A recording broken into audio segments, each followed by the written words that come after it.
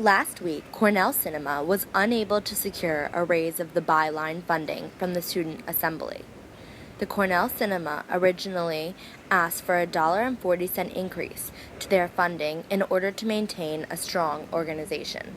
All right, so we put in a request for a funding increase to have $1.40 more per student, and the Student Assembly denied our request. However, we need this increase in order to maintain our current level of programming. Again, we're not trying to expand our operations, we're trying to maintain what we already have. If we do not get this increase, our reserve account will be zero by the end of the year, and the cinema's future is very uncertain. We could even face closure. This request was not granted by the Student Assembly as the Cornell Cinema did not receive enough votes to get the increase. The Student Assembly's Appropriations Committee decided to fund the Cornell Cinema at the same level that they had been funded in the previous cycle. Obviously, a number of members of Cornell Cinema disagreed with that decision, so they are entitled to an appeal in front of the Student Assembly, and that is what these appeals are about. And ultimately, the Student Assembly, the 27 or so students on it, will decide how much to fund Cornell Cinema at, just like they do with every other student organization. The Cornell Cinema appealed this and asked this conversation to happen again.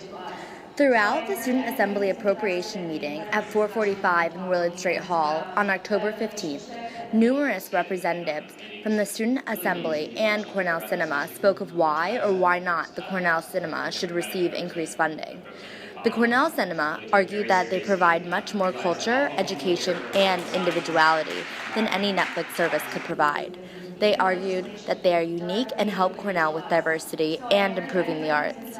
The Student Assembly argued that the funding necessities were hard to prove.